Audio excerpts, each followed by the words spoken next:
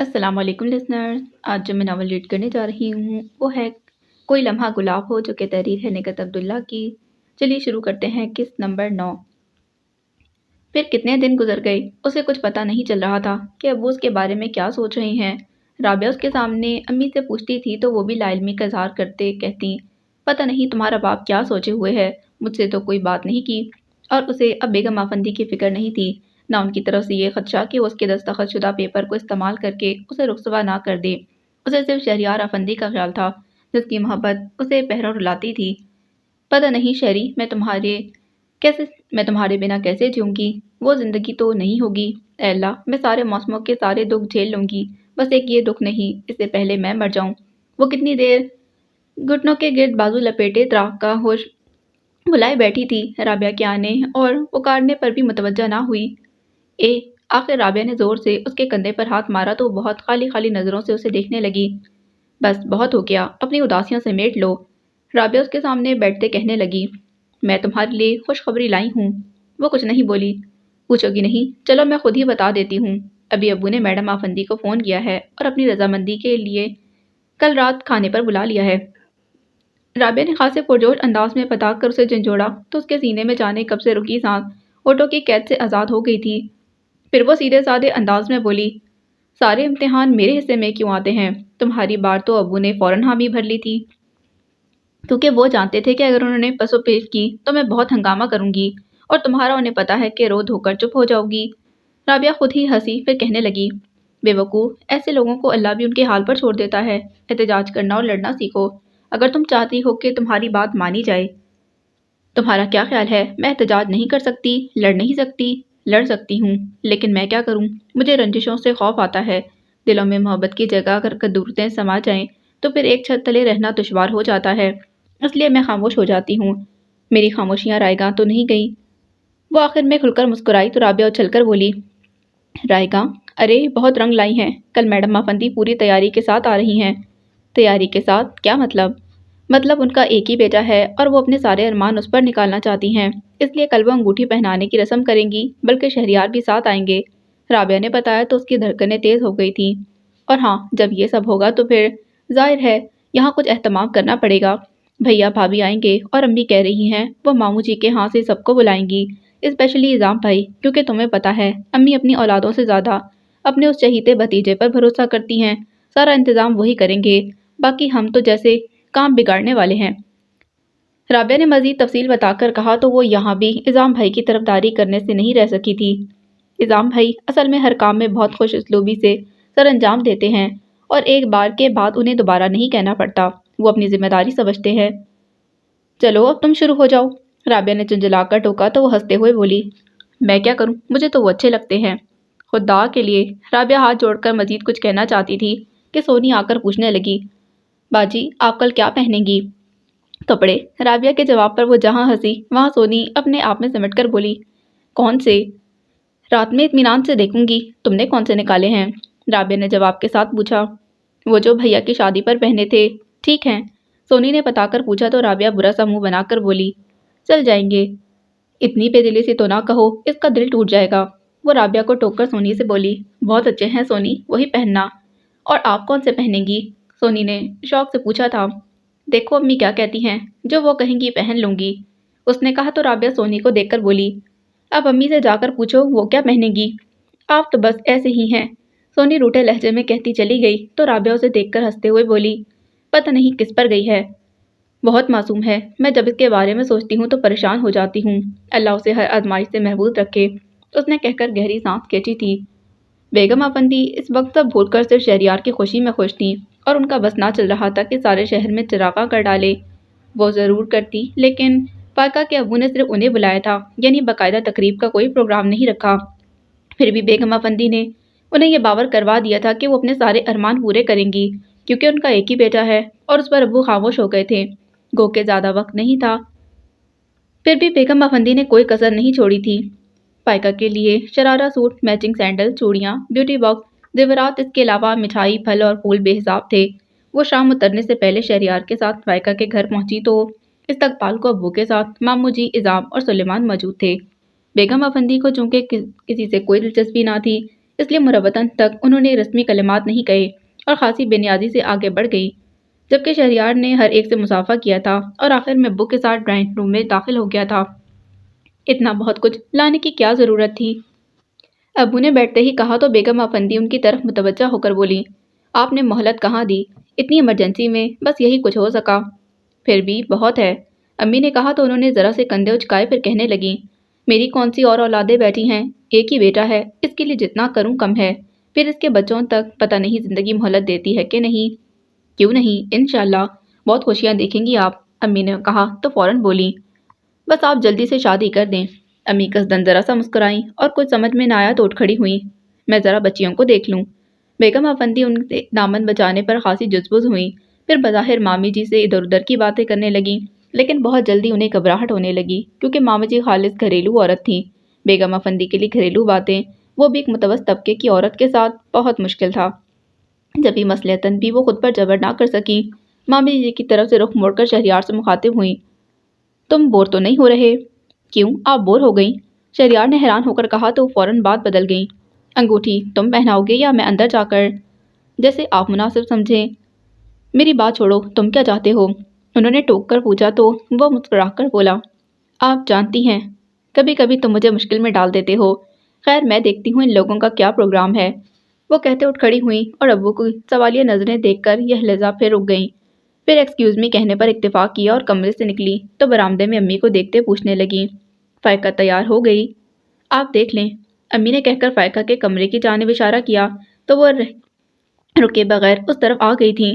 کمرے میں موجود رابعہ، اسما، راحیلہ اور سونی کو دیکھتی ہوئی ان کی نظریں آخر میں فائقہ پر جم گئی تھیں، جس کے چہرے پر الگ سی چمک تھی، آنکھوں میں محبت اور چاہتوں کا خمار، جس نے بیگم افندی کو نہ صرف حیران کیا بلکہ وہ ٹھٹک بھی گئی تھی۔ آئیے آنٹی، رابعہ نے انہیں بیٹھنے کو کہا تب وہ چونک کر اس کی جانب متوجہ ہوئی، نہیں بس ٹھیک ہے، تیار کر لیا تم نے سے یا کچھ باقی ہے؟ بس اب ایک انگوٹھی پہنانی باقی ہے، رابعہ شوخی سے مسکرائی، تو پھر لے چلو، انہوں نے کہا تو راحیلہ آگے آ گئی، وہاں مردوں میں کہاں لے جائیں، آپ یہیں پہنا دیں، ایک انگوٹھی ہی تو پہنانی ہے۔ اس انگوٹھی کی اہمیت شاید تمہیں معلوم نہیں، انہوں نے ناگواری سے راحیلہ کو ٹوکا، پھر فائقہ کا ہاتھ تھام کر بولی، چلو بیٹا وہاں کوئی غیر نہیں، سب تمہارے اپنے ہیں۔ فائقہ کیا کہتی، خاموشی رہی، اٹھتے ہوئے رابعہ کو قریب بلا کر اس کا ہاتھ تھام لیا، کیونکہ اسے ڈرائنگ روم میں جانا عجیب تو نہیں لگ رہا تھا، لیکن وہاں ابو سلیمان اور نظام کی موجودگی کے خیال سے اسے گھبراہٹ ہونے لگی تھی۔ بیگم افندی اسے لیے ہوئے ڈرائنگ روم میں داخل ہوئیں تو وہ ایک دم خاموش ہو گئی تھی، جس پر انہوں نے کوئی توجہ نہیں دی، اسے لے جا کر شہریار کے برابر بچھا دیا، پھر ابو کی طرف متوجہ ہو کر پوچھنے لگیں، آپ کی اجازت ہے؟ ابو نے ذرا سا اس بات میں سر ہلایا، پھر ماموں جی کو ساتھ لے کر کمرے سے نکل گئے تو یکلخ خاموشی کا سینہ چاک ہوا۔ عثمان نے فوراً اپنا کیمرہ سنبھال لیا اور ان خوبصورت لمحات کو قید کرنے لگا۔ بیگم افندی انگوٹھی شہریار کو تھما کر ایک طرف ہٹ گئی تھیں۔ السلام علیکم، شہریار نے سرگوشی میں اس پر سلامتی بھیجی تو اس کا جھکا سر مزید جھک گیا، یہ بے ایمانی ہے، جو کہنا ہے سب کے سامنے کہیں۔ رابعہ نے فوراً ٹوکا تو شہریار قدرے بوکھلا کر بولا، میں نے تو کچھ نہیں کہا۔ تو اب کہہ دیں، راحیلہ نے شوخی سے کہا، کوئی فائدہ نہیں، کیونکہ ادھر سے جواب نہیں ملے گا۔ شہریار اب سنبھل کر بولا، اس کی طرف سے جواب ہم دیں گے، آپ کہیں تو؟ رابعہ نے کہا تو وہ سرگوشی میں اسے پوچھنے لگا، کہہ دوں؟ انہوں نے ہونٹوں پر ہاتھ رکھ کر منع کیا تو رابعہ اور اسما نے شور مچا دیا، فاؤل فاؤل پلیز۔ شہریار نے انہیں خاموش کرا کر اس کا ہاتھ تھام لیا، انگوٹھی پہنا کر بہت سادگی سے پوچھنے لگا، یہ تو فاؤل نہیں ہے نا؟ ہے تو، لیکن مانا نہیں جائے گا، بہرحال بہت مبارک ہو۔ رابعہ نے مٹھائی کی پلیٹ اٹھا کر اس کے سامنے کر دی، تبھی بیگم افندی آگے آ گئی اور پلیٹ سے مٹھائی اٹھا کر پہلے فائقہ پھر شہریار کو کھلائی، اس کے بعد باری باری دونوں کی پیشانی چوم کر بولی، خدا تمہیں ہر بری نظر سے بچائے۔ وہ منہ ہاتھ دھو کر واش روم سے نکلی تو کمرے میں موجود رابعہ کے ساتھ اسما اسے دیکھتے ہی بولی، سنو ہم دونوں تم سے جیلس ہو رہی ہیں، بلکہ تمہاری خوش قسمتی سے۔ اچھا، وہ سمجھ کر ذرا سا مسکرائی، زیادہ کچھ نہیں بولی تو اسما نے ٹوکا، تمہیں برا نہیں لگا؟ نہیں، کیونکہ مجھے پتا ہے تم جیلس نہیں ہو رہی، یعنی اگر ہوتی تو اس کا اعتراف نہ کرتی، اس نے کہا تو اسما ہنس کر بولی، سمجھدار ہو گئی ہو، اب یہ مت کہہ دینا کہ انگوٹھی پہنتے ہی۔ اس نے فوراً کہا تو اسما بھی برجستہ بولی تھی، نہیں انگوٹھی پہن کر تو تم پرائی ہو گئی ہو۔ کوئی نہیں، وہ جھینپ کر موضوع بدل گئی، تم لوگوں نے کھانا کھا لیا؟ تمہارے انتظار میں بیٹھے ہیں، باہر چلو گی یا یہیں لے آؤں؟ رابعہ نے اٹھتے پوچھا۔ یہیں لے آؤ، وہ کہہ کر اسما کے پاس آ بیٹھی تھی۔ تم آج یہیں رک جاؤ، دل تو میرا بھی چاہ رہا ہے لیکن امی اکیلی ہو جائیں گی، پھر ان کی طبیعت بھی ٹھیک نہیں، اس لیے ابا اجازت نہیں دیں گے۔ اسما نے کہا تو فوراً بولی، ماموں جی سے میں اجازت لے لوں گی۔ نہیں ابھی رہنے دو، پھر انشاءاللہ تمہاری شادی پر بہت سارے دن آ کر رہوں گی۔ ویسے شادی کب تک متوقع ہے؟ اسما نے منع کرتے ہوئے پوچھا تو وہ انجان بن گئی۔ پتہ نہیں، میرا خیال ہے رابعہ کی اور تمہاری ایک ساتھ ہی ہوگی، ہے نا؟ پتہ نہیں یار۔ اس کا انداز بات ختم کرنے والا تھا جب یہ اسما کھڑی ہو گئی تھی۔ یہ رابعہ کہاں رہ گئی؟ میں آ گئی۔ رابعہ ٹرے لیے اندر آئی تو اس کے پیچھے راحیلہ کو دیکھ کر گردن یوں بن گئی جیسے کوئی بات ہی نہ ہوئی ہو۔ پھر بھی راحیلہ باز نہ آئی۔ اوہو، تو تم منگنی ہی میں چھپ کر بیٹھ گئی۔ آئیے بھابھی، کھانا کھائیں، اس نے اکثر انسنی کر کے کہا۔ میں کھا چکی ہوں، تمہاری ساس کے ساتھ۔ اف، کتنا پوز کر رہی تھی جیسے بہت بڑی آدمی ہو۔ راحیلہ کا کمپلیکس ظاہر ہونے لگا جس پر رابعہ فوراً بولی، پوز کیوں کرنے لگی؟ ہیں ہی بڑی آدمی۔ تمہارے ڈاکٹر صاحب نہیں آئے؟ راحیلہ بات بدل گئی۔ بلاتے تو ضرور آتے، کیوں نہیں بلایا؟ میں بھی دیکھ لیتی۔ شہریار کو دیکھ لیا، راحیلہ نے کہا تو رابعہ شوق سے پوچھنے لگی، کیسے لگے شہریار؟ ارے اتنی دیر ہو گئی، سلیمان کو آفس بھی جانا ہے۔ راحیلہ کسی کی تعریف کر ہی نہیں سکتی تھی، جب عجلت کا مظاہرہ کرتی کمرے سے نکل گئی۔ اسما ذرا سی حیرت بھری ہنسی کے ساتھ بولی تھی، کیا چیز ہیں، اپنے علاوہ کسی کو کچھ نہیں سمجھتی، کبھی فرصت سے ان کے پاس بیٹھ کر دیکھو، مزہ آ جائے گا۔ رابعہ نے ہنس کر کہا تو اس نے ٹوک دیا، چلو بس کھانا کھاؤ۔ ہاں اس کی منگنی کا کھانا ہے، کھاؤ اسما تاکہ تمہاری بھی جلدی منگنی ہو۔ رابعہ نے پلیٹ اسما کے ہاتھ میں تھماتے ہوئے کہا، تبھی اعظام آ گئے، اسما کو مخاطب کر کے بولے، اسما چلنا نہیں ہے؟ نہیں، آج اسما یہیں رہے گی۔ اسما سے پہلے رابعہ بول پڑی، ہاں اعظام بھائی، اسما کو آج یہیں چھوڑ دیں۔ اس نے رابعہ کی تائید کرتے کہا، امی سے پوچھ لو، مامی جی منع نہیں کریں گی۔ ہاں لیکن وہ اکیلی بھی تو ہو جائیں گی، صبح ابا اور میں تو آفس چلے جائیں گے، پھر امی اکیلی ہو جائیں گی، پریشان ہو جاتی ہے، اس لیے رکنے کی بات چھوڑو، پھر میں دن میں لے آؤں گا۔ اعظام نے اسما کے رکنے پر اعتراض نہیں کیا اور مجبوری بھی بتا دی۔ اسما ان کی تائید کرتے ہوئے بولی، بھائی ٹھیک کہہ رہے ہیں، امی اکیلی ہو جاتی ہیں، میں پھر کسی دن صبح میں آ جاؤں گی امی کے ساتھ۔ اچھی بات ہے۔ اس نے مزید اصرار نہیں کیا تو اعظام اسما کو جلدی آنے کا کہہ کر کمرے سے نکل گئے تھے۔ راحیلہ اور سلیمان پہلے ہی جا چکے تھے، پھر ماموں جی وغیرہ بھی چلے گئے تو اس نے اسی وقت رابعہ کے ساتھ مل کر سب برتن دھوئے۔ کچن صاف کر کے فارغ ہوئی تو کیتلی میں پانی ڈالتے رابعہ سے پوچھنے لگی، تم چائے پیو گی؟ نہیں بھائی، اب میں سوؤں گی، اور تمہیں نیند نہیں آ رہی؟ رابعہ نے منع کرتے ہوئے ٹوکا تو وہ ذرا سی مسکراہٹ کے ساتھ بولی، آ رہی ہے لیکن میں ابھی نہیں سو سکتی۔ کیوں؟ وہ شہریار نے کہا تھا کہ میں سونے سے پہلے انہیں فون ضرور کروں، وہ انتظار کریں گے۔ اسے خود اپنے چہرے پر رنگ اترتے محسوس ہوئے تھے۔ تو کیا وہ انتظار کر رہے ہوں گے؟ میرا مطلب ہے 2 بج چکے ہیں۔ پھر اس نے کیتلی میں چائے دم کر کے رابعہ کو سوالی نظروں سے دیکھا۔ پھر یہ کہ وہ سو چکے ہوں گے، خواہ مخواہ انہیں ڈسٹرب کرو گی، بہرحال تمہاری مرضی ہے، میں تو سونے جا رہی ہوں، شب بخیر، رابعہ کہتی کچن سے نکل گئی۔ اس نے جلدی سے مگ میں چائے ڈالی، پھر لائٹ آف کر کے اپنے کمرے میں آتے ہوئے ٹیلی فون سیٹ کے ساتھ لیتی آئی۔ بیڈ پر آرام سے تکیے کے سہارے بیٹھ کر شہریار کے نمبر ڈائل کرنے لگی۔ ہیلو، پہلی بیل پر ہی ریسیور اٹھنے کے ساتھ شہریار کی آواز سنائی دی تو معذرت کرتے بولی، سوری شری، آپ کو انتظار کرنا پڑا۔ نو سوری، یہ انتظار کا موسم، اگر ٹھہر جاتا تو میں شکوہ نہ کرتا کیونکہ بڑا کیف تھا اس میں، اور پتہ ہے اس کیف نے مجھ پر بہزاد کی اس شعر کے معنی واضح کر دیے ہیں۔ اس وقت مجھے بھٹکا دینا جب سامنے منزل آ جائے۔ اچھا، وہ یہی کہہ سکی تو قدرے توقف سے پوچھنے لگا، تم خوش ہو؟ وہ سوچتے ہوئے بولی، اپنے دل پر ہاتھ رکھیں اور دیکھیں وہ کیا کہتا ہے۔ میرا دل؟ شہریار کے لہجے میں قدرے حیرت، شوق اور تجسس تھا، پھر ایک دم خاموشی چھا گئی۔ وہ اپنا سارا دھیان ادھر منتقل کر کے انتظار کرنے لگی اور کتنی دیر بعد اس کی آواز سنائی دی، کل تک میرے اندر بڑا شور تھا، جیسے میرا دل لہروں کی طغیانی میں ہچکولے کھا رہا ہو، لیکن اب بڑا سکون ہے کیونکہ میرا دل اس بھنور سے نکل کر ایک سبک حرام ندی کے سنگ پر بڑے خوبصورت نغمے الاپ رہا ہے۔ میں سن رہی ہوں، اس نے مسکرا کر کہا تو وہ ادھر نہ سمجھنے والے انداز میں بولا، کیا نغمے؟ اس کی مسکراہٹ ذرا سی ہنسی میں ڈھل گئی تھی۔ گڈ، اس کا مطلب ہے تم خوش ہو، شہریار نے خوش ہو کر کہا تو وہ روٹھے لہجے میں بولی، کیوں آپ کو شبہ تھا کیا؟ نہیں، البتہ یہ خیال ضرور آ رہا تھا کہ تم خوش ہونے کے ساتھ خوفزدہ بھی ہوگی۔ شہریار نے صاف گوئی سے کہا تو وہ فوراً بولی تھی، نہیں میں خوفزدہ نہیں ہوں، اور یہ بھی سن لیں کہ میں نے بہت خوبصورت خواب سجا لیے ہیں۔ اچھی بات ہے، وہ جیسے اس کا دل رکھنے کی خاطر بولا تھا۔ اور یہ کہ اب مجھے نیند آ رہی ہے، اس نے اپنی رسٹ واچ پر نظر ڈالتے کہا تو وہ چند ثانیے رک کر بولا، okay good night and sweet dream. Good night. اس نے ریسیور رکھ دیا اور اپنے پیچھے تکیہ سیدھا کر کے لیٹ گئی۔ سرمئی شام دھیرے دھیرے سیاہ آنچل میں چھپ رہی تھی۔ بیگم افندی تمام لائٹس آن کرتی ہوئی لاؤنج میں آ بیٹھی تھیں۔ گزشتہ 3 دن سے ان کا ذہن صرف ایک ہی بات سوچ رہا تھا کہ وہ اعزاز صاحب کو فائقہ کی فوری شادی پر کیسے آمادہ کریں، کیونکہ فائقہ نے اس سلسلے میں معذوری ظاہر کر دی تھی اور وہ خود بھی سمجھتی تھی کہ وہ لڑکی اپنے والدین پر زور نہیں ڈال سکتی۔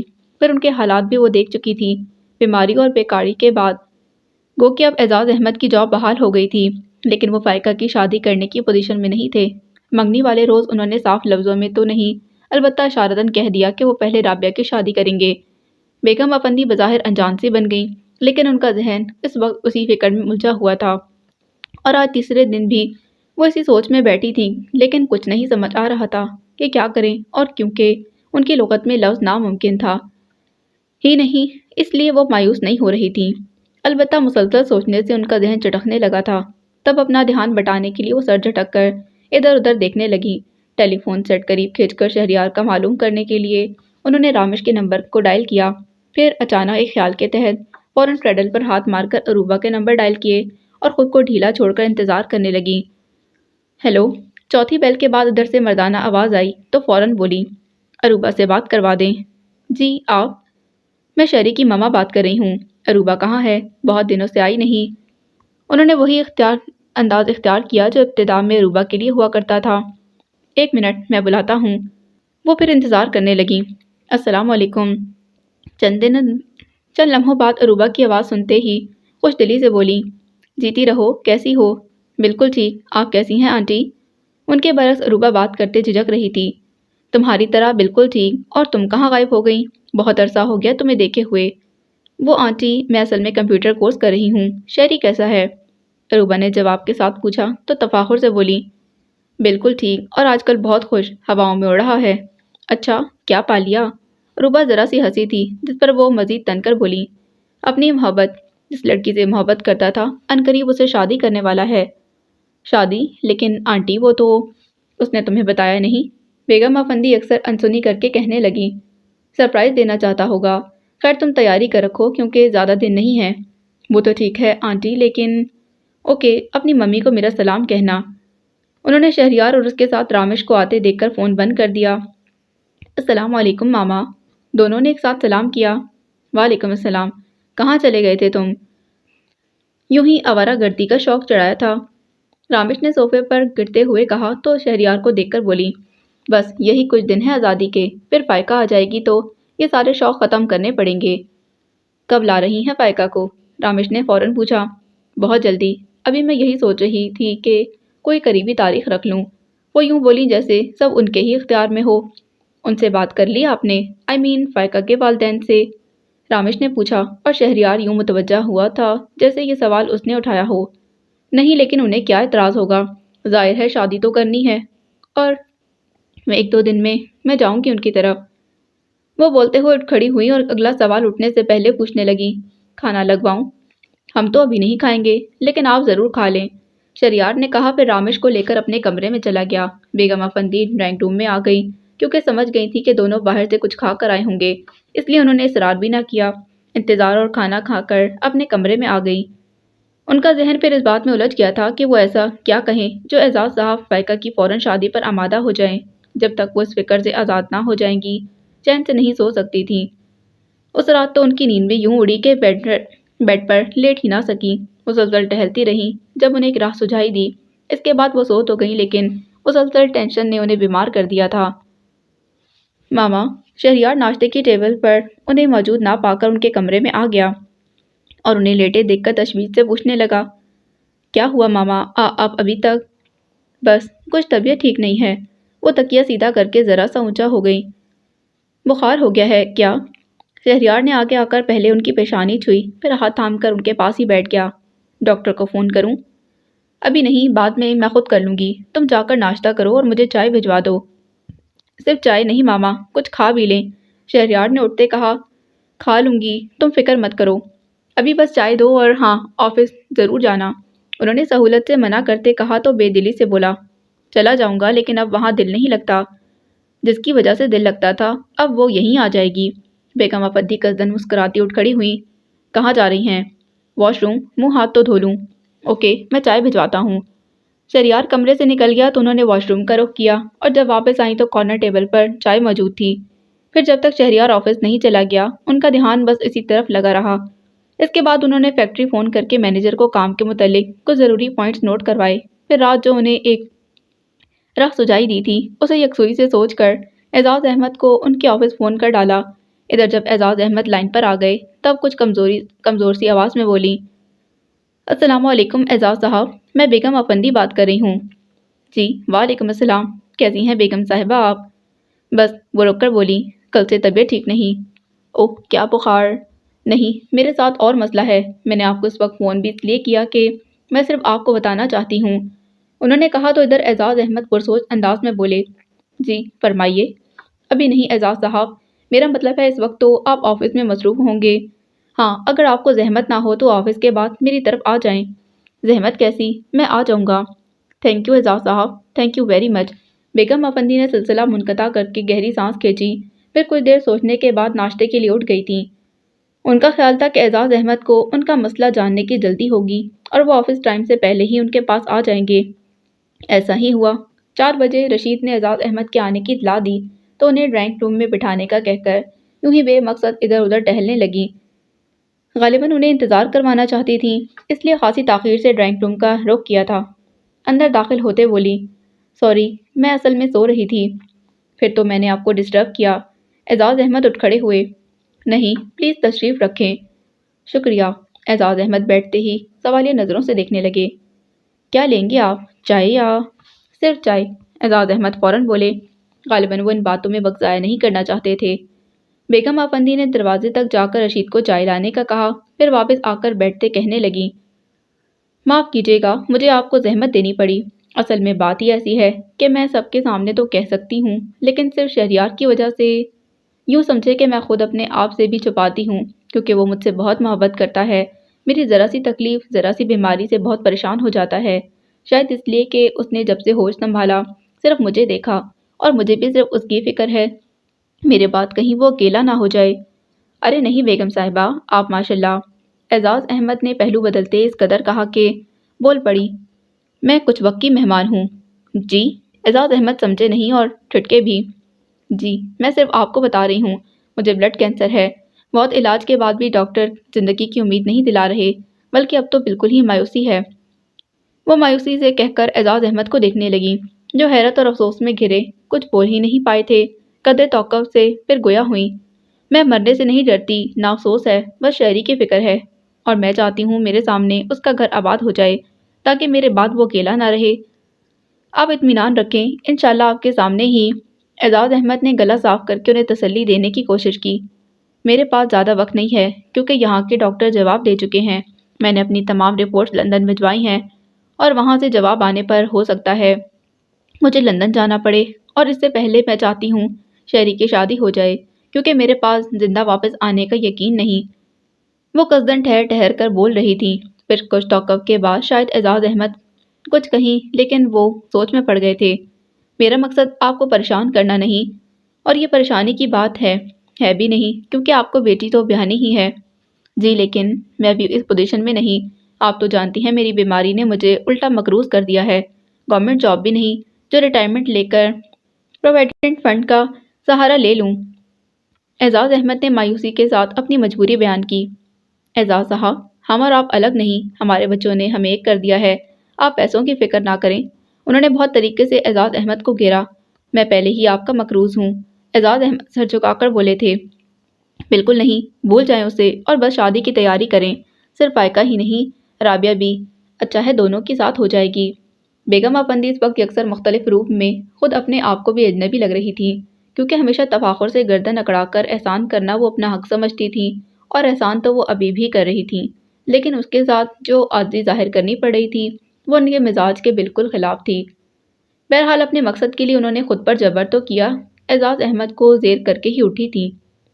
وہ ناشتہ بنانے کے لیے کچن میں آئی تو وہاں رابعہ پہلے سے موجود تھی، جس پر حیرت ضرور ہوئی لیکن اس کا ذہن کہیں اور بھٹک رہا تھا، اس لیے بہت خاموشی سے اس کا ہاتھ بٹانے لگی۔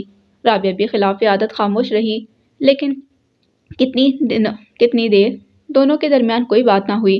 سونی اور عثمان تیار ہو کر آئے تو اس نے ناشتے کی ٹرے سونی کو تھما دی، پھر دوسری ٹرے میں ابو اور امی کے لیے ناشتے کے لوازمات رکھ کر رابعہ کو دیکھنے لگی۔ رابعہ نے پہلے ٹرے پر نظر ڈالی، پھر اسے دیکھ کر بولی، ہاں لے جاؤ، میں نہیں جا رہی۔ وہ انکار کر کے کیبنٹ میں کچھ تلاش کرنے لگی۔ میں بھی نہیں جا رہی، رابعہ نے زور دے کر کہا تو وہ کچھ لٹک کر اس کی طرف پلٹی۔ کیوں؟ پہلے تم بتاؤ، تم کیوں نہیں جا رہی؟ رابعہ نے ٹوکا تو وہ کچھ الجھی، پھر پرسوچ انداز میں بولی، پہلے میں بتاؤں؟ اس کا مطلب ہے کوئی بات ہے، لیکن ہماری باتوں میں یہ ناشتہ ٹھنڈا ہو جائے گا۔ اوف وہ، رابعہ نے جھنجھلا کر ٹرے اٹھائی کہ سونی آ گئی۔ اچھا باجی آپی، ہم جا رہے ہیں۔ جاتے جاتے یہ کام کرتی جاؤ۔ رابعہ نے فوراً ٹرے سونی کو تھما دی اور پھر اس کی طرف پلٹی تو فوراً بولی، پہلے تم بتاؤ گی۔ کیا بتاؤں؟ کچھ سمجھ میں آ رہا ہو تب نہ، بس کل سے دیکھ اور محسوس کر رہی ہوں ابو کچھ پریشان، کچھ بوکھلائے ہوئے ہیں۔ رات میں نے امی سے پوچھنے کی کوشش بھی کی تھی لیکن وہ ٹال گئیں۔ رابعہ نے کہا تو وہ سوچتے ہوئے بولی، میں نے رات بہت دیر تک امی ابو کو باتیں کرتے سنا ہے، یعنی میں ایک نیند لے چکی تھی۔ بس اچانک آنکھ کھل گئی تو پھر پانی کے لیے کمرے سے نکلی تو امی ابو کی آوازیں آ رہی تھیں۔ اس وقت غالباً 2 بجے تھے، پتہ نہیں کیا مسئلہ ہے، مجھے تو تشویش ہونے لگی ہے۔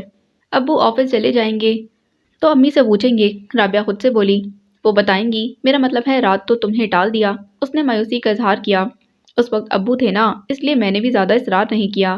بہرحال کچھ اندازہ ہے مجھے کہ میرے یا تمہارے سسرال کی ہی کوئی بات ہوگی، جبھی تو امی رازداری برت رہی ہیں۔ میرے سسرال سے کیا بات ہو سکتی ہے؟ وہ ٹھٹک کر بیگم آفندی کو سوچنے لگی اور اس کا دل مزید اندیشوں میں گھر گیا۔ چلو ہم ناشتہ کر لیں، رابعہ نے سر جھٹک کر کہا تو وہ چونکی، پھر جلدی سے مگ اتار کر اس میں چائے ڈالنے لگی۔ دونوں برآمدے میں تخت پر آ بیٹھیں اور خاموشی سے ناشتہ کرنے لگیں۔ کچھ دیر بعد ابو اپنے کمرے سے نکلے تو انہیں دیکھتے ہی رابعہ بلا ارادہ پوچھ گئی، آفس جا رہے ہیں ابو؟ ہاں بیٹا۔ ابو نے یک لحظہ رک کر دونوں کو دیکھا، پھر خدا حافظ کہہ کر آگے بڑھ گئے تو وہ آہستہ آواز میں رابعہ سے بولی، فوراً مت شروع ہو جانا، بلکہ انتظار کرو، شاید امی خود بتا دیں۔ مجھ میں صبر نہیں ہے۔ رابعہ نے اٹھ کر امی کے ہاتھوں سے ٹرے لے لی تھی۔ میں رکھ دوں گی، تب ناشتہ کرو، امی نے کہا۔ کر چکے، تم اور چائے لو گی؟ رابعہ نے کچن میں جاتے جاتے اس سے پوچھا تو وہ نفی میں سر ہلا کر امی سے مخاطب ہو گئی، آئیے امی بیٹھیں۔ سونی اور عثمان کالج چلے گئے؟ امی نے بیٹھتے ہی پوچھا۔ جی۔ سلیمان نہیں آیا اس دن کے بعد سے؟ امی نے کہا تو وہ بے دہانی میں بولی، کس دن کے بعد سے؟ وہی تمہاری منگنی والے دن آیا تھا نا، اس کے بعد شکل ہی نہیں دکھائی۔ امی نے سیدھے سادے انداز میں کہا تو پھر وہ جھیپ گئی۔ کون، کس نے شکل نہیں دکھائی؟ رابعہ نے آتے امی کی بات سن کر پوچھا۔ سلیمان کی بات کر رہی ہوں، بہت غیر ذمہ دار ہو گیا ہے۔ ہو کیا ہے سے کیا مطلب، شروع سے ہی ایسے ہیں۔ رابعہ ہمیشہ سلیمان سے نالا ہی رہتی تھی۔ سر جھٹک کر بولی، خیر چھوڑیں انہیں اور یہ بتائیں ابو کس بات سے پریشان ہے؟ پریشان تو نہیں، کچھ تم سے کچھ کہا انہوں نے؟ امی نے الٹا رابعہ سے پوچھا۔ نہیں، مجھے لگ رہے تھے، بلکہ فائقہ کو بھی۔ کیوں فائقہ، ابو کل سے پریشان نہیں لگ رہے؟ رابعہ نے اسے بھی گھسیٹ لیا تو بوکھلا کر بولی، پتہ نہیں، لو مجھ سے تو کہہ رہی تھی۔ اچھا چھوڑو تم دونوں یہ فضول باتیں اور میری سنو، امی نے انہیں ٹوک کر کہا تو دونوں ان کی طرف متوجہ ہو گئیں۔ جی؟ پہلے تو ڈاکٹر عرفان کی بہن کو فون کر کے شام میں آنے کا کہہ دو۔ امی نے ابھی بات شروع کی تھی کہ رابعہ بول پڑی، کیوں؟ سنو گی تو پتہ چلے گا، تمہاری شادی کی تاریخ طے کرنی ہے، امی نے رابعہ کے ٹوکنے پر جھنجھلا کر کہا۔ سچ؟ فائقہ نے بے ساختہ خوشی کا اظہار کیا تو امی اسے دیکھ کر بولی، ہاں تم دونوں کی شادی۔ اب میں کہوں سچ؟ رابعہ اسے دیکھ کر ہنسی، پھر فوراً امی کی طرف متوجہ ہوئی۔ ہاں آپ کیا کہہ رہی تھیں، بلکہ یہ بتائیں کہ کیا ابو کی کوئی لاٹری نکلی ہے جو ہم دونوں کی شادی؟ یہی سمجھ لو، امی نے کہا تو بہت خاموش نظروں سے انہیں دیکھنے لگی، جبکہ رابعہ سوال پر سوال کرنے لگی، جس پر امی اسے ڈانٹ کر بولی، تمہیں ان باتوں سے کیا، تم اپنے کام سے کام رکھو۔ فائقہ ڈاکٹر کی بہن کو فون کرو اور سلیمان کو بھی، اس سے کہنا شام میں ادھر ہی آ جائے۔ جی؟ وہ یوں بھی وہاں سے ہٹنے کا بہانہ سوچ رہی تھی جب ہی فوراً اٹھ گئی اور دونوں جگہ فون کر کے سیدھی اپنے کمرے میں آ گئی، کیونکہ سمجھ گئی تھی کہ ناممکن کو ممکن بنانے والی بیگم آفندی ہی ہوں گی۔ پتہ نہیں میڈم نے ابو سے کیا کہا ہے جو ابو فوری شادی کے لیے آمادہ ہو گئے ہیں۔ لیکن یہ سب ہوگا کیسے؟ ضرور میڈم نے پھر کوئی احسان کیا ہوگا۔ چک کی صورت کوئی احسان نہیں، ان کی اپنی غرض ہے۔ لیکن ابو کہاں سمجھ سکتے ہیں؟ ان کے ذہن میں مسلسل تکرار ہو رہی تھی۔ پھر امی کی آواز سن کر وہ بیڈ کی چادر ٹھیک کرنے لگی تھی۔ فائقہ، امی نے کمرے میں آ کر پکارا تو سیدھی ہو کر بولی، جی امی، وہ دوپہر کے بعد تم تیار رہنا، تمہاری میڈم گاڑی بھجوائیں گی، چلی جانا۔ امی نے قدرے رک کر کہا تو وہ کچھ دیر انہیں دیکھتی رہی، پھر انہیں کندھوں سے تھام کر بیڈ پر بٹھاتے بولی، میں سب جاننا چاہتی ہوں امی، مجھ سے کچھ مت چھپائیں۔ کیا چھپا رہی ہوں میں، اور تم کیا جاننا چاہتی ہو؟ یہی کہ شادی کے لیے ابو کے پاس پیسہ۔ وہ جھجک کر اپنے ناخن دیکھنے لگی۔ تمہاری میڈم نے دیا ہے، اصل میں ان کے ساتھ کوئی مسئلہ ہے، شاید بیمار رہتی ہیں، اس لیے تمہارے ابو نے حامی بھر لی، اور قرض سمجھو ہم سب لوٹا دیں گے۔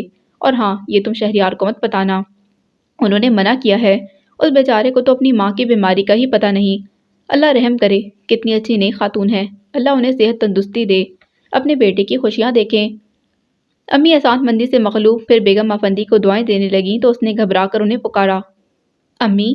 ہاں، امی کی سوالیہ نظروں پر وہ بمشکل خود پر قابو پا کر بولی، وہ میں یہ پوچھ رہی تھی کہ میڈم گاڑی کیوں بھجوائیں گی؟ تمہیں بلایا ہے انہوں نے شادی کی شاپنگ کے لیے، کہہ رہی تھی تمہاری پسند سے ہی کریں گی۔ امی نے بتایا تو وہ سوچ کر بولی، لیکن آج میں کیسے جا سکتی ہوں؟ میرا مطلب ہے شام میں ڈاکٹر عفان کی بہن آئیں گی۔ تو کیا ہوا؟ کوئی لمبا چوڑا پروگرام تو نہیں ہے جو ہم باقی کام چھوڑ دیں؟ اور دن ہی کتنے ہیں؟ 12 تاریخ طے کر آئے ہیں تمہارے ابو۔ 12 کون سے مہینے کی؟ یہی اگلا مہینہ۔ امی اٹھتے ہوئے بولی، بہت کم دن ہے، اللہ کرے شام میں سلیمان آ جائے تو فرنیچر کی خریداری اس پر ڈال دوں گی۔ اور ہاں، اعظام کو بھی فون کیا تم نے؟ نہیں، اعظام بھائی کا کب کہا تھا آپ نے؟ جاؤ اب کر دو، کہنا میں نے بلایا ہے، رات میں فرصت سے آ جائے۔ جی۔ وہ امی کے ساتھ کمرے سے نکلی، پھر لابی میں آ کر اعظام کے آفس کے نمبر ڈائل کرنے لگی۔ السلام علیکم اعظام بھائی۔ دوسری طرف سے ان کی آواز سن کر اس نے سلام کیا۔ وعلیکم السلام، خیریت سے ہو؟ اعظام کے مخصوص انداز پر وہ مسکرا کر بولی، جی اللہ کا شکر ہے، آپ سنائیں۔ میں کیا سناؤں بی بی، میرے پاس تو کوئی نئی تازی نہیں ہے۔ خیر یہ بتاؤ کیسے یاد کیا؟ انہوں نے پوچھا تو وہ زور دے کر بولی، امی یاد کر رہی ہیں آپ کو۔ خیریت؟ جی نہیں، انہیں کام ہے آپ سے، کہہ رہی ہیں رات میں فرصت سے آئیے گا۔ اچھی بات ہے، حاضر ہو جاؤں گا، انہوں نے کہا تو اس نے خدا حافظ کہہ کر فون رکھ دیا اور پلٹی تو رابعہ کو دیکھ کر بلا ارادہ کہہ گئی، اعظام بھائی سے بات کر رہی تھی؟ میں نے تم سے پوچھا ہے کہ تم کس سے بات کر رہی تھی؟ رابعہ نے ریسیور اٹھاتے کہا تو فوراً بولی، لیکن میں ضرور پوچھوں گی کہ تم کسے فون کر رہی ہو؟ ڈاکٹر عفان کو، رابعہ نے اترا کر بتایا تو وہ ہستی اپنے کمرے میں آ گئی تھی۔ اس کا خیال ٹھیک تھا، بیگم افندی نے شہریار کے کہنے پر اسے بلوایا تھا، وہ خود بھی موجود تھیں اور اسے دیکھ کر ان کے چہرے پر فاتحانہ مسکراہٹ چمکی، اس سے کچھ خائف ہو کر سلام کرنا بھول گئی تھیں۔ ہیلو، شہریار نے کھڑے ہو کر اسے متوجہ کیا، تب چونک کر بولی، السلام علیکم۔ ہاں، اب کیا پروگرام ہے تمہارا؟ بیگم افندی اسے جواب دینے کے بجائے شہریار سے مخاطب ہو گئی تو ذرا سے کندھے اچکا کر بولا، جیسا آپ کہیں۔ میں چاہتی ہوں تم دونوں اپنی خاص شاپنگ آج کر لو، یعنی ویڈنگ ڈریس، میچنگ جیولری، اور 1 منٹ، میں نے رات لسٹ بنائی ہے، وہ لے کر آتی ہوں۔ بیگم افندی اٹھ کر اپنے کمرے میں چلی گئیں تو شہریار اسے دیکھ کر بولا، بیٹھ جاؤ۔ کیسے ہیں آپ؟ اس نے بیٹھتے ہی سیدھے سادے انداز میں پوچھا تو آہ بھر کر بولا، کیا بتاؤں کیسے گزر رہے ہیں یہ دن؟ بس، اس نے گھبرا کر ٹوک دیا، میڈم آ رہی ہیں۔ کون میڈم؟ شہریار نے قصدن انجان بن کر پوچھا۔ آپ کی ماما۔ میری ماما اور تمہاری کیا ہوئی؟ ماما؟ اس بار اس کے ہونٹوں نے بے آواز جنبش کی، جبکہ نظریں بیگم افندی پر تھیں جو لسٹ دیکھتی آ رہی تھیں۔ قریب آ کر لسٹ شہریار کو تھما کر بولی، یہ ساری شاپنگ تمہیں آج ہی کرنی ہے، جتنی ہو سکی باقی کل۔ شہریار نے کہا تو فوراً بولی، کل فائقہ تمہارے ساتھ نہیں ہوگی؟ کیوں؟ وہ پوچھ کر اسے دیکھنے لگا تو وہ فوراً نظروں کا زاویہ بدل کر انجان بن گئی۔ تم جراح بہت کرتے ہو شہری، بیگم افندی نے جھنجھلا کر ٹوکا۔ سوری ماما، ناراض کیوں ہوتی ہیں؟ اب کوئی سوال نہیں کروں گا، چلو فائقہ، آج کی تاریخ میں یہ شاپنگ کرنی ہے۔ وہ جلدی جلدی بولتا چل پڑا تو وہ اجازت طلب نظروں سے بیگم افندی کو دیکھنے لگی۔ جاؤ اور ذرا سنبھل کر رہنا۔ اجازت کے ساتھ بیگم افندی کی تنبیہ اس کی سمجھ میں آ گئی، پھر بھی وہ سلگ گئی تھیں، اور ان پر تو بس نہیں چلا۔ جب شہریار کے ساتھ گاڑی میں بیٹھی تو کہنے لگی، شہری، مجھے ماما پر ترس آتا ہے، حالانکہ دیکھنے میں وہ بہت اسٹرانگ لگتی ہیں۔ وہ اسٹرانگ ہیں؟ شہریار فوراً بولا تو ہونٹ بھیج گئی۔ شہریار نے ویو مرر سے اسے دیکھا، जब गाड़ी मेन रोड पर ले आया तब पूछने लगा, तुम क्या कहना चाह रही थी? आई मीन मामा के बारे में। यही कंफर्म करना चाह रही थी कि आया वो सिर्फ देखने में स्ट्रांग लगती हैं या वाकई स्ट्रांग हैं। लेकिन आपको शायद मेरी बात बुरी लगी। I am sorry. उसने संभल कर बात बनाते हुए माजरत की।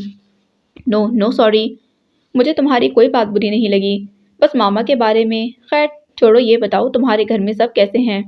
वो जाने क्या कहने जा रहा था, बात बदल गया। ठीक है, और वो क्या नाम है उनका, तुम्हारे मामूजाद? इज़ाम भाई। हाँ, यही नाम बताया था ना उन्होंने।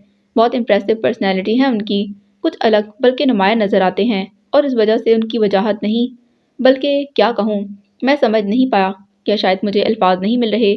तुम बता सकती हो? वो इज़ाम को सोचते हुए बोल रहा था और आखिर में कुछ उलझ कर उसे देखा, जो बहुत गौर से उसे देखने और सुनने लगी थी।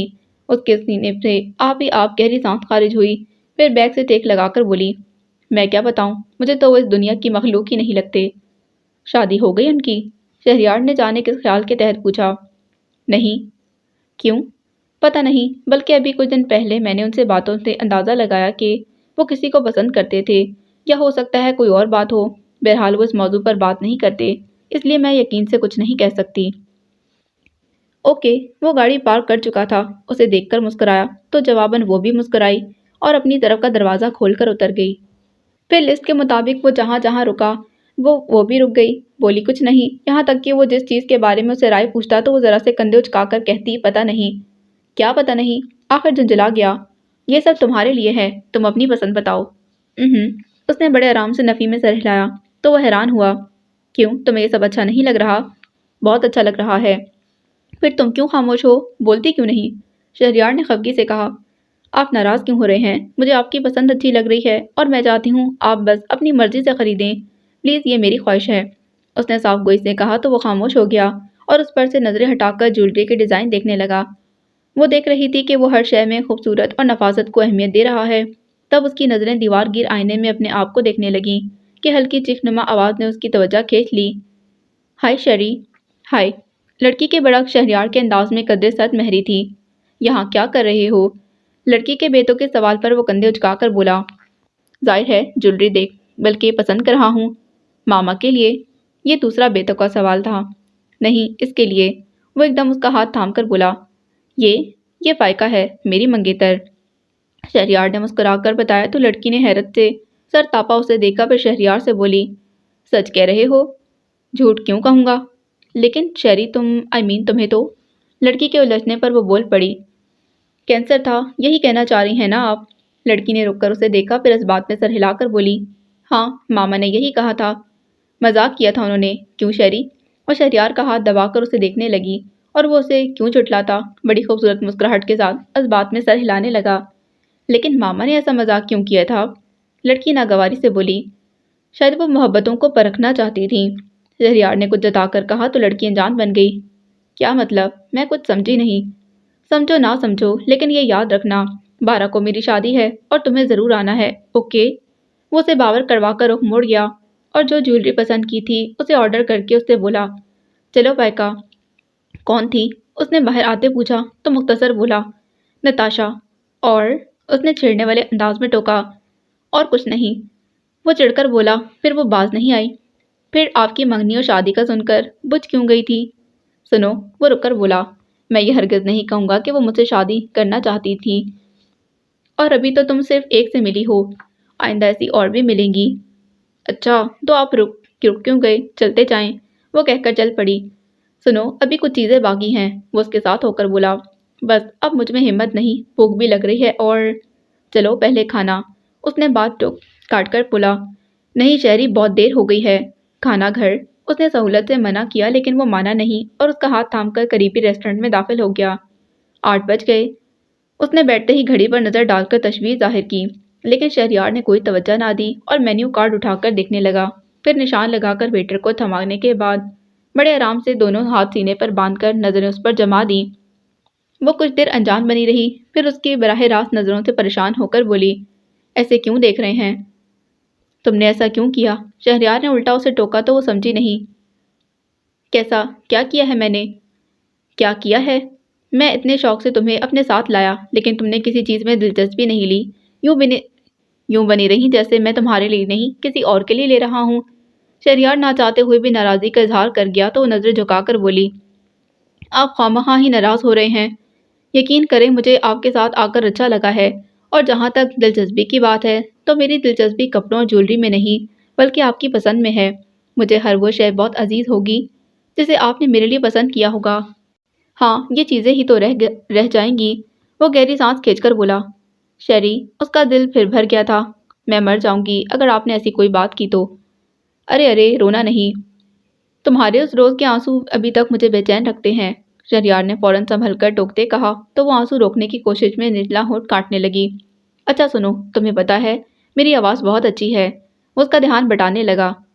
جب میں گاتا ہوں تو اڑتے پنچھی ٹھہر جاتے ہیں۔ وہ واقعی بہل گئی تھی۔ ہاں ابھی گانے کی فرمائش مت کرنا سب لوگ۔ وہ بات ادھوری چھوڑ کر سامنے بیٹھی خاتون کی گود میں چھوٹی سی بچی کو دیکھنے لگا۔ وہ اس کی نظروں کے تعاقب میں گردن پیچھے موڑ کر دیکھنے لگی لیکن کچھ سمجھی نہیں تو اسے پکار کر پوچھنے لگی، شیری کیا ہوا ہے؟ ہیں وہ بچی، میں اسے دیکھ رہا تھا، کتنی کیوٹ ہے، بالکل اس کی طرح۔ وہ چونکنے کے ساتھ بولا۔ کس کی طرح؟ اس نے پوچھا تو وہ اپنی بے دہانی میں ہنس کر بولا، ہے ایک بچی، چلو کھانا کھاؤ، تمہیں بہت بھوک لگ رہی تھی۔ بہت دیر ہو گئی شیری، کھانا کھاتے ہی چل پڑیں گے، وہ کہہ کر اپنی پلیٹ پر جھک گئی تھی۔ ناشتے سے فارغ ہو کر وہ رابعہ کے ساتھ مارکیٹ جانے کا پروگرام بنا رہی تھی کہ مامی جی آ گئیں، جنہیں دیکھ کر رابعہ نے آواز دبا کر ناگواری کا اظہار کیا۔ یہ اس وقت کیوں آ گئیں؟ اس نے رابعہ کو گھورا تو فوراً اٹھ کر مامی جی کے گلے لگ گئی۔ السلام علیکم مامی جی۔ جیتی رہو، خوش رہو، اللہ نصیب اچھے کرے۔ مامی جی نے اس کا چہرہ ہاتھوں میں لے کر دعائیں دیں، پھر اس طرح رابعہ کو گلے لگایا تو پوچھنے سے باز نہ آئی، کیسے آئیں مامی جی؟ رکشے سے، مامی جی نے بتایا تو وہ اپنی بے ساختہ ہنسی چھپانے کے لیے تخت پوش پر چادر ٹھیک کرنے لگ گئی تھی۔ نہیں، میرا مطلب ہے، رابعہ نے اپنی بات کی وضاحت کرنے جا رہی تھی کہ وہ بول پڑی، آئیے مامی جی بیٹھیں۔ امی کہاں ہے تمہاری؟ مامی جی نے بیٹھتے ہوئے پوچھا۔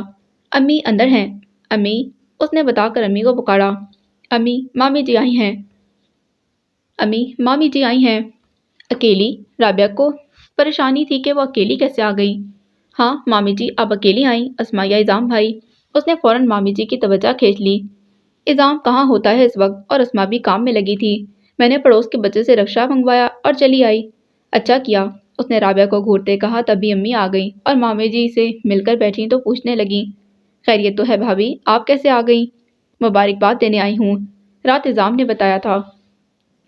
ماشاءاللہ دونوں بچیوں کی تاریخ طے ہو گئی ہے۔ باقی انشاءاللہ اگلی قسط میں۔ جانے سے پہلے چینل کو سبسکرائب کیجیے گا، بیل آئیکن کو پریس کیجیے گا تاکہ آپ کو مزید ناولز کی اپڈیٹ ملتی رہے۔ ویڈیو کو لائک بھی کریں۔